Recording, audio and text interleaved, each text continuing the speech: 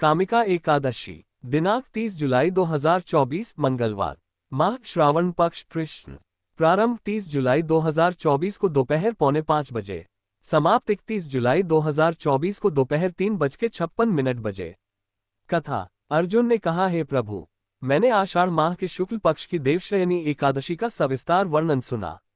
अब आप मुझे श्रावण माह के कृष्ण पक्ष की एकादशी की कथा सुनाने की कृपा करें। इस एकादशी का नाम क्या है? इसकी विधि क्या है? इसमें किस देवता का पूजन होता है?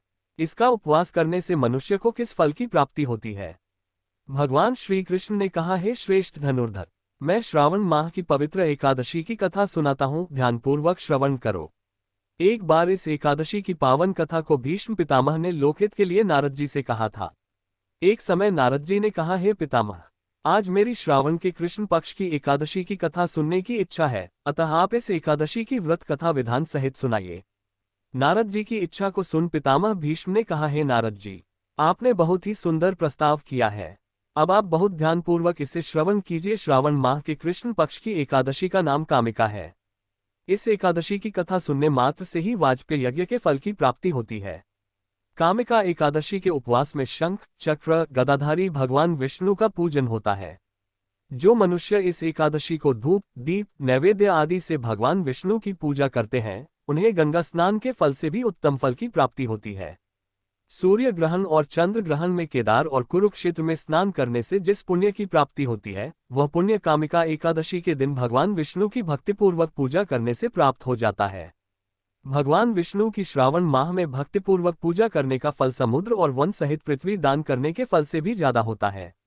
व्यतिपात में गंडकी नदी में स्नान करने से जो फल प्राप्त होता है, वह फल भगवान की पूजा करने से मिल जाता है। संसार में भगवान की पूजा का फल सबसे ज्यादा है, अतः भक्तिपूर्वक भगवान की पूजा न बन सके तो श्रावण माह के कृष्ण पक्ष की कामिका एकादशी का उपवास करना चाहिए। आभूषणों से युक्त बछड़ा सहित गोदान करने से जो फल प्राप्त होता है, वह फल कामिका एकादशी के उपवास से मिल जाता है।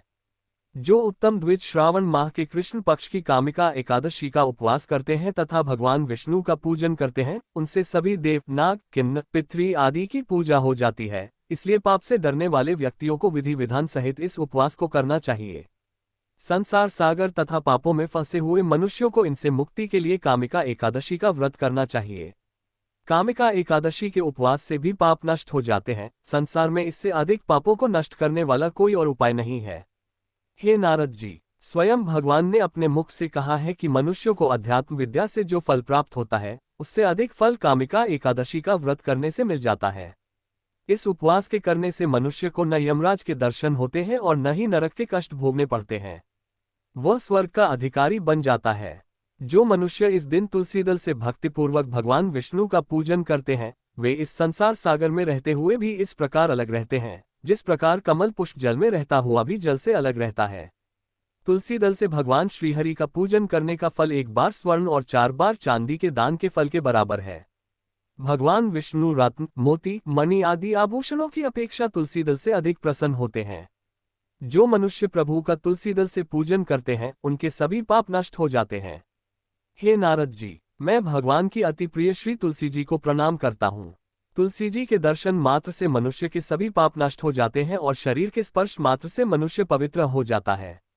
तुलसी जी को जल से स्नान कराने से मनुष्य की सभी यम यातनाएं नष्ट हो जाती हैं।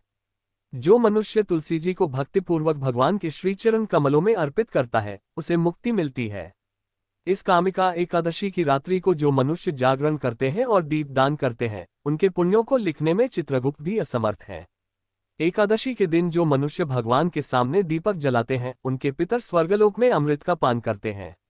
भगवान के सामने जो मनुष्य घी या तिल के तेल का दीपक जलाते हैं, उनको सूर्य लोक में भी सहस्रों दीपकों का प्रकाश मिलता है। कामिका एकादशी का व्रत प्रत्येक मनुष्य को करना चाहिए। इस व्रत के करने से ब्रह्म, रक्त बहाव आदि के सभी पाप नष्ट हो जाते हैं और इहलोक में सुख भोगकर प्राणी अंत में विष्णु लोक को जाते हैं। इस कामिका एकादशी के महात्म्य के श्रवण व पठन से मनुष्य स्वर्गलोक को प्राप्त करते हैं। कथा सार। भगवान श्रीहरि सर्वोपरि हैं। वे अपने भक्तों की निश्चल भक्ति से सहज ही प्रसन्न हो जाते हैं। तुलसी जी भगवान विष्णु की प्रिया हैं। भगवान श्रीहरि हीरे मोती, सोने चांदी से इतने प्रसन्न नहीं होते, जितनी प्रसन्नता उन्हें तुलसी दल के अर्पण करने पर होती है।